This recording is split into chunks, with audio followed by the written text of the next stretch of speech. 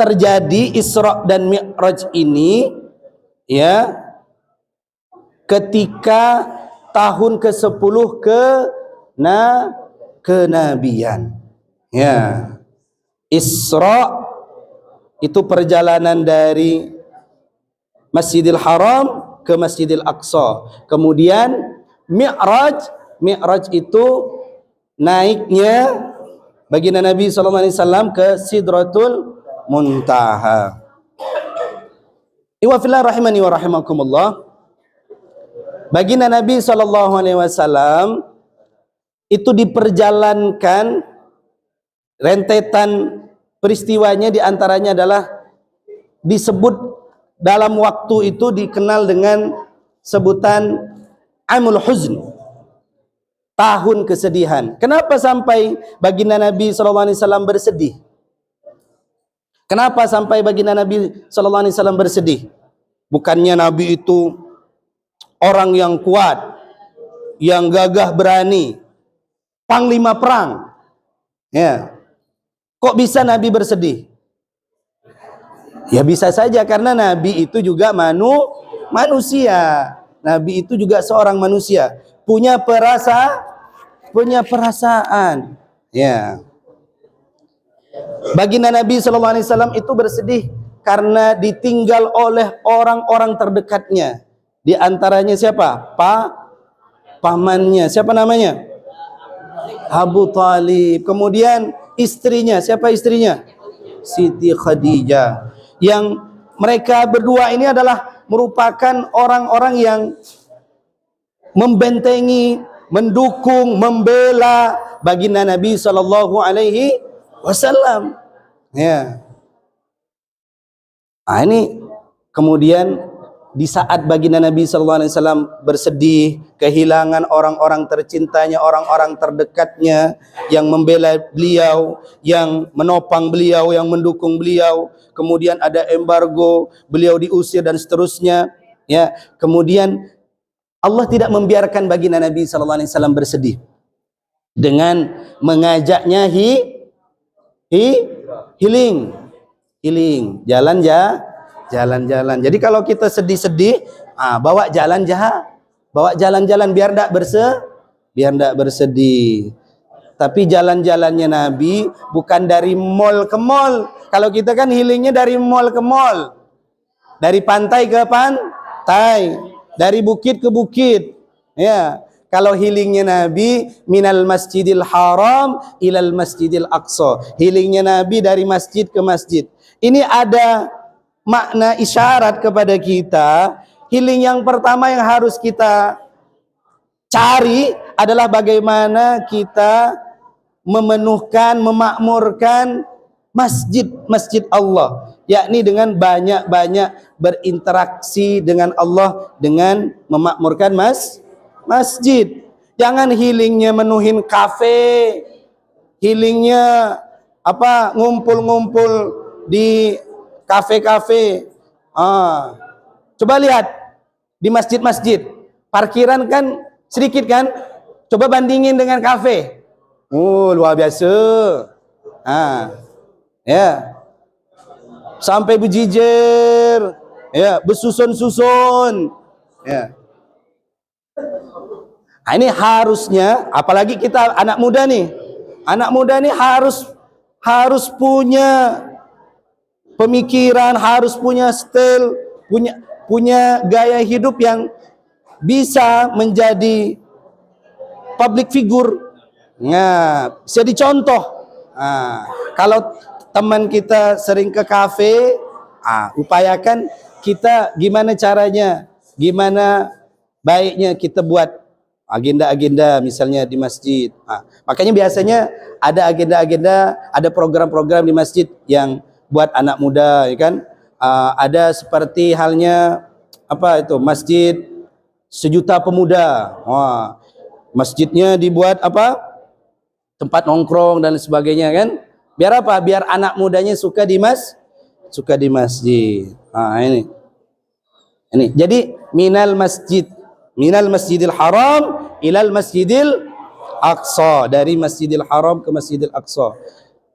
Nilai pertama yang ingin kita dapatkan dari spirit Isra dan Mi'raj ini adalah bagaimana kita bersemangat untuk memenuhi masjid, untuk memakmurkan masjid. Ya. Dan yang terpenting juga karena ini memang disebut Masjidil Aqsa, Palestina, di mana saudara-saudara kita di sana banyak yang menderita, membutuhkan perhatian, membutuhkan donasi dan seterusnya. Kita juga sebagai saudara, meskipun kita berada di Indonesia, tidak dekat-dekat di sana, tapi kita juga harus punya kepedulian untuk membantu mereka. Setidaknya menadahkan tangan, memanjatkan doa kepada Allah. Ya Allah, ya Allah, Allahumma ansur ikhwanana fi Palestin. Ya Allah, tolong saudara kami yang ada di Palestina. Oke, baik. Kemudian setelah baginda Nabi SAW, ya, perjalanan dari Masjidil Haram ke Masjidil Aqsa, kemudian Nabi mendapat wahyu, mendapatkan tugas, mendapatkan kewajiban berupa salat. Beliau menaiki langit demi langit. Di antaranya langit pertama beliau bertemu dengan Nabiullah Adam alaihissalam. Kemudian beliau bertemu dengan Nabiullah Yahya, Nabiullah Isa, Nabiullah Musa, Nabiullah Ibrahim dan seterusnya. Dan kemudian beliau bertemu dengan Allah, mendapatkan perintah apa? Salat berapa? Berapa waktu? Berapa waktu? Hah? 55. Berapa waktu? 50 waktu.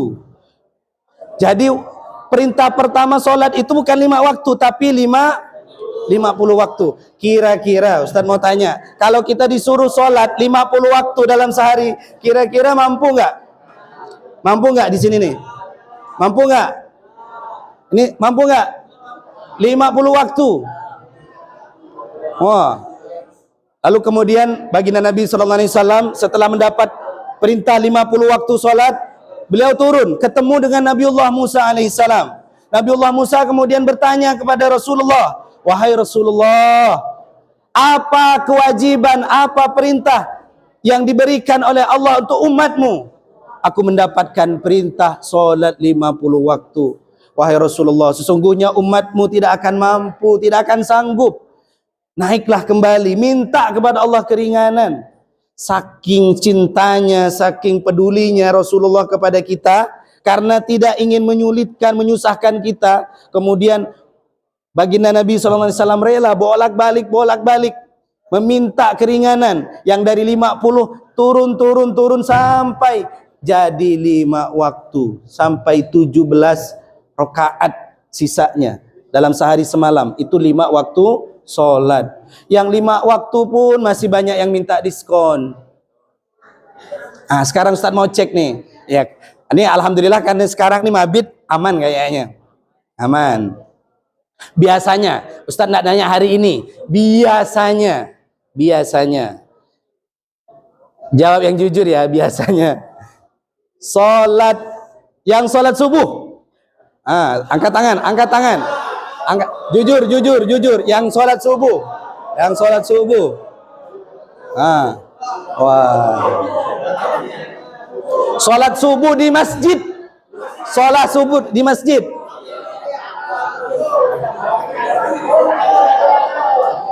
Oke, turunin. Dah. Ini baru subuh. Ya, kalau zuhur dengan asar berarti di sekolah aman. Ya. Maghrib Isya gimana Maghrib Isya? Apa kabar dengan Maghrib Isya? Maghrib Isya di masjid. Alhamdulillah, ya. Itu ya. Harus punya komitmen diri, ya, untuk bisa tetap menjaga salat itu kewajiban kita, kebutuhan kita, bukan sekedar kewajiban saja, jangan sampai kita memaknai salat itu, ya, yang penting salat aja Ustaz. Gugur kewajiban saya. Mau sholat jam 1 ke, jam 2 ke, kan masih ada waktu zuhur.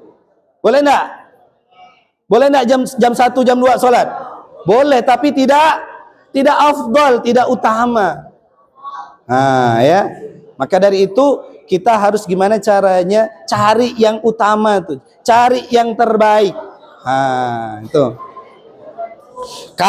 Kalau masuk surga pengen yang biasa-biasa saja, ya, atau level VVIP. Masuk surga dah syukur dah. Ya, jadi kalau bisa kita masuknya itu bighairi hisab, tanpa hisab, pengennya kan? Nah, makanya berusaha untuk komitmen dalam ibadah kita.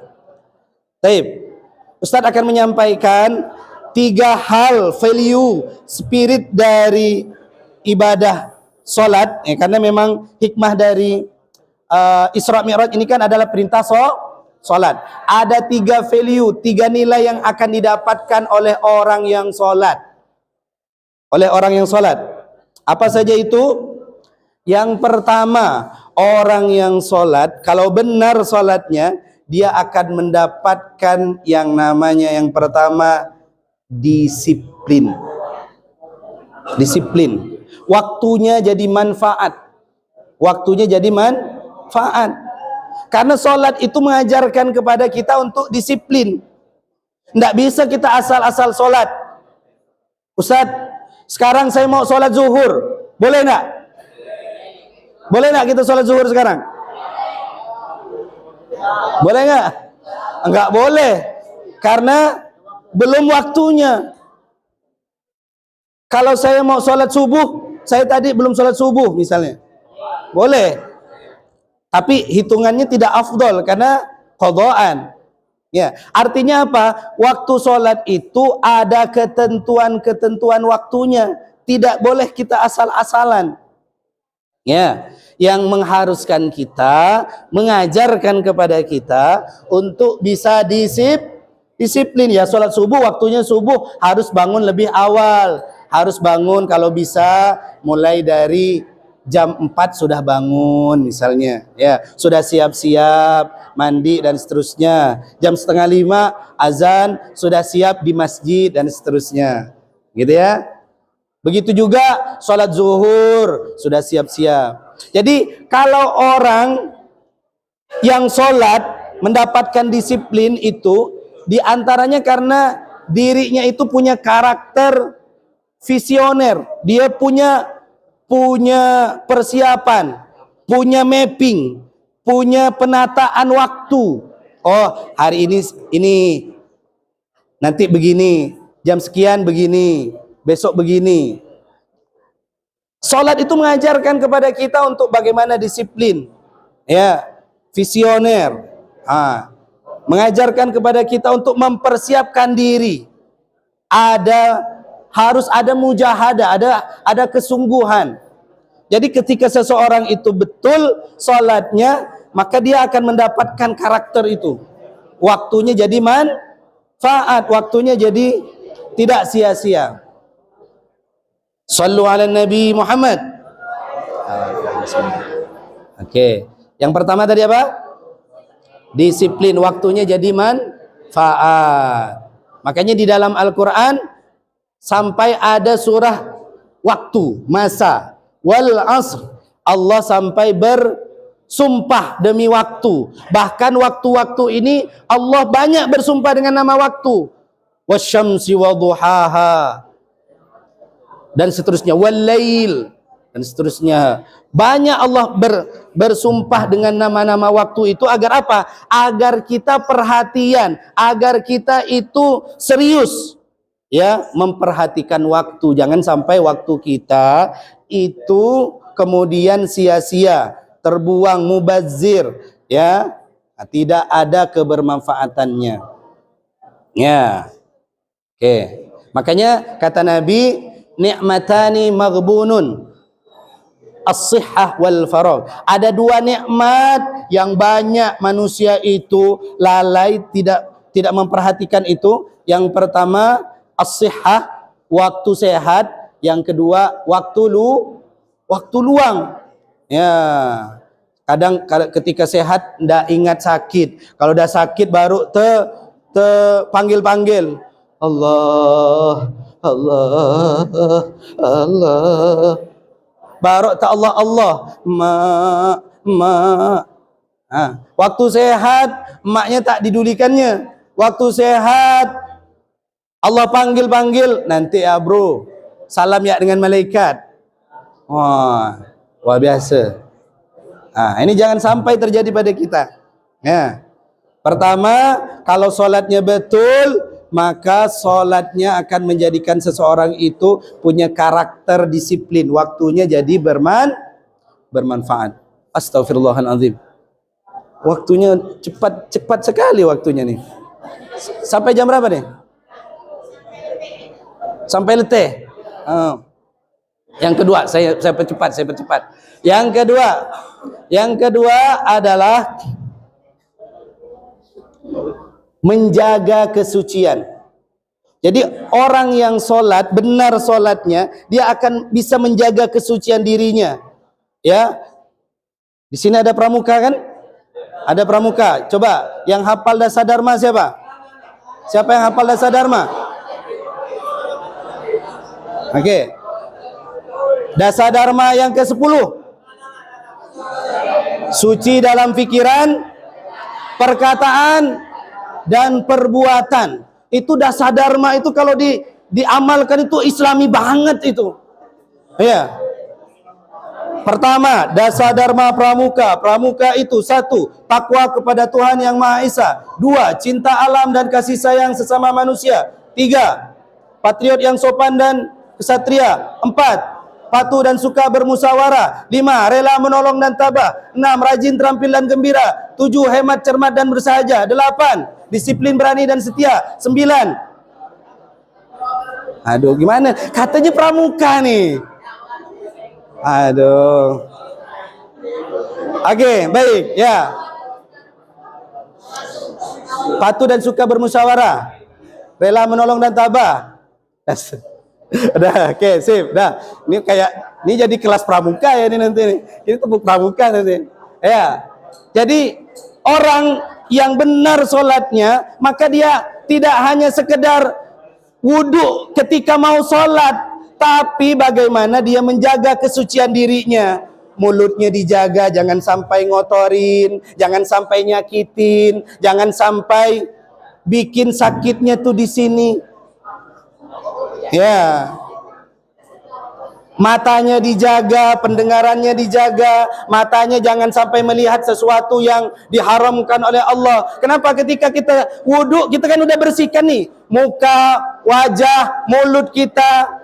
Ketika kita wudhu, kita bersihkan tangan kita, kepala kita, telinga kita, pikiran kita juga harus dijaga. Jangan sampai hanya ketika mau wudhu bersihkan, tapi pikiran kita masih banyak kotoran-kotorannya, banyak suudzonnya, banyak prasangkanya, banyak negatif thinkingnya. Ya, tangan kita jangan ngambil yang bukan hak kita, kaki kita jangan kita pakai untuk melangkah kepada sesuatu yang diharamkan oleh Allah. Itu esensi kesucian tuh di situ, bukan sekedar hanya memperhatikan badannya, bajunya, takut kotoran, takut noda, tapi bagaimana menjaga diri kita, lahir batin kita tetap bersih, suci. Innallaha yuhibbut tawwabin wa yuhibbul mutatahhirin. Allah itu cinta kepada orang-orang yang senang bertaubat, senang membersihkan jiwanya dengan taubat. Wa yuhibbul mutatahhirin, dan Allah itu senang, cinta kepada orang-orang yang membersihkan dirinya. Iwafillah rahimani wa rahimakumullah. Hikmah yang ketiga adalah salat itu mengajarkan kepada kita tentang berjamaah, tentang kepedulian, tentang cinta dan kasih sayang. Itu kenapa sebabnya ketika kita salat diakhiri dengan salam, Assalamualaikum warahmatullah. Assalamualaikum warahmatullah. Sedikitnya Paling minim 3 nilai inilah yang harus ada ketika seseorang itu sholat. Kalau orang itu dia sholat tapi tidak memiliki 3 hal ini, 3 value ini, 3 spirit ini, maka dia sebenarnya tidak sholat. Ya. Maka dari itu jangan sampai kemudian kita sholat, kita hanya sibuk sendiri. Teman ada yang susah, teman ada yang kena musibah, kita cuekin. Emang gue pikirin EGP. Jangan. Ya, harus kita berupaya, berusaha bagaimana kita membantu semampu, sebisa, sekuat yang kita bisa lakukan. Ya. Jadi komitmen kita ya dari sholat itu, dari awal kita ketika sholat takbir Allahu Akbar, kemudian kita membaca doa iftitah, kita sudah berjanji, berkomitmen kepada diri kita di hadapan Allah. Inna salati wa nusuki wa mahyaya wa mamati lillahi rabbil alamin.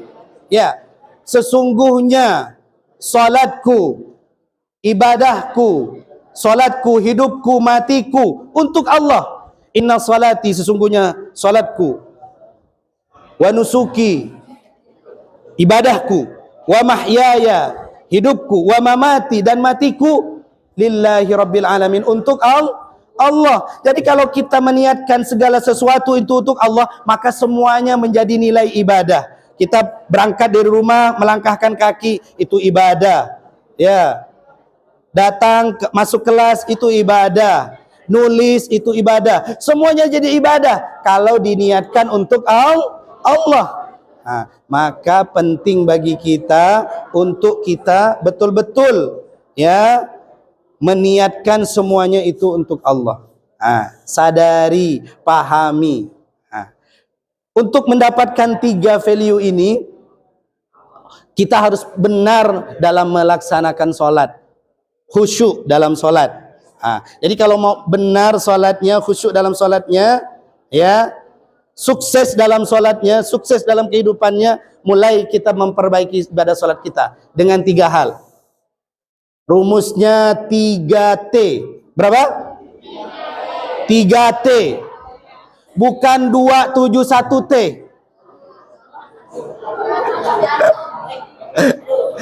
3T, ya. 3T.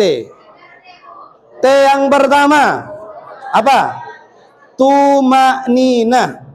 Sholatnya jangan asal-asalan ngebut, kala-kala Valentino Rossi. Apalagi bentar lagi kita mau Ramadan.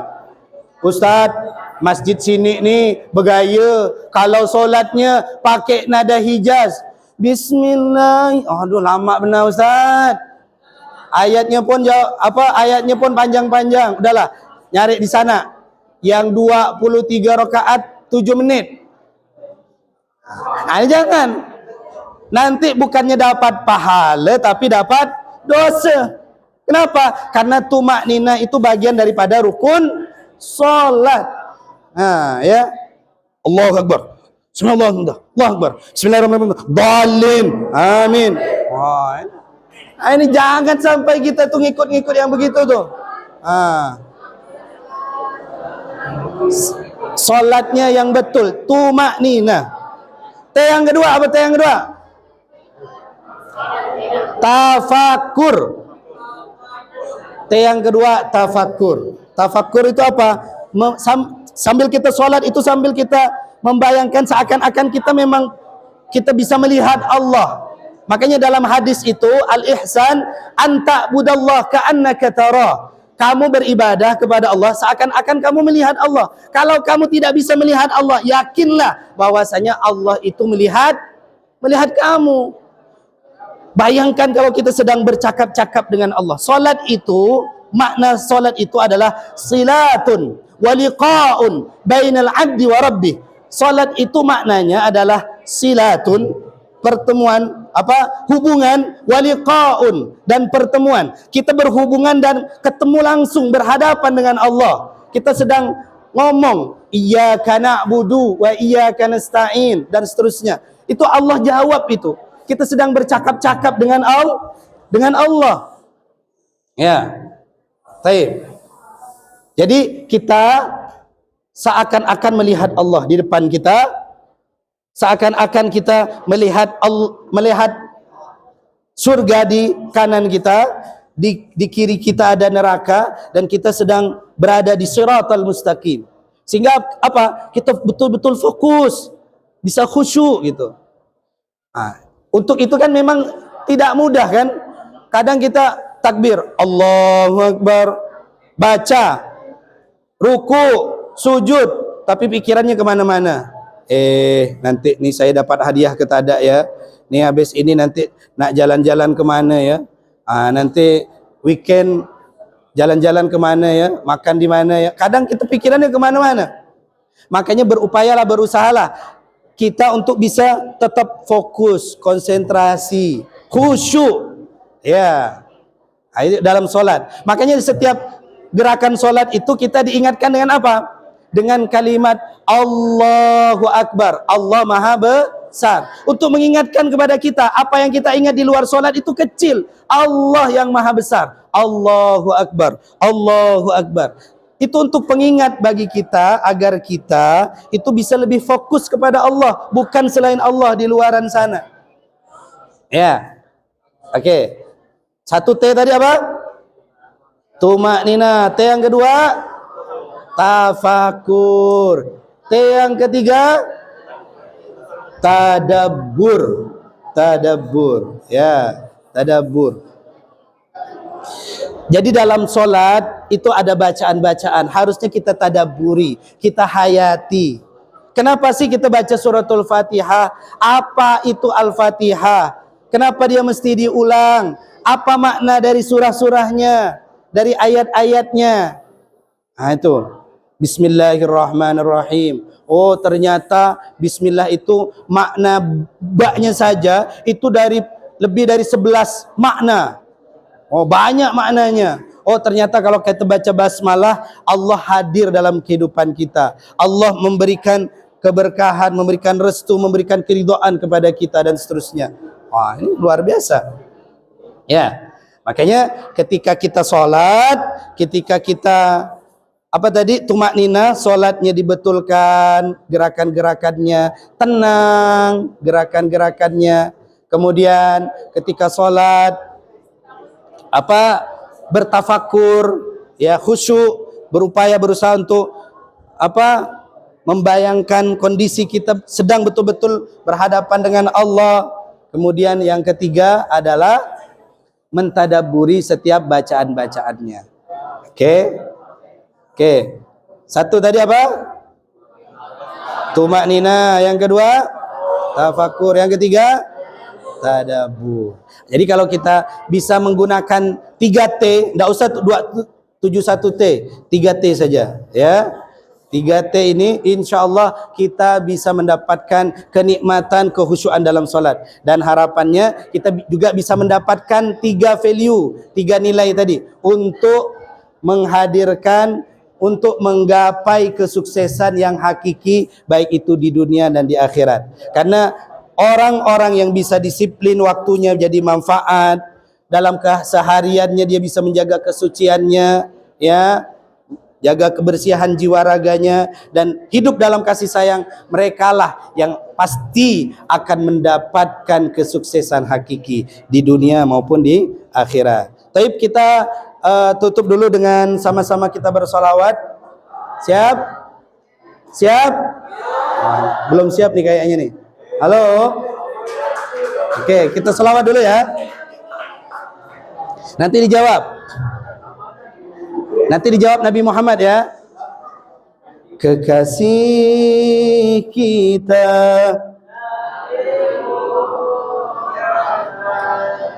idola kita,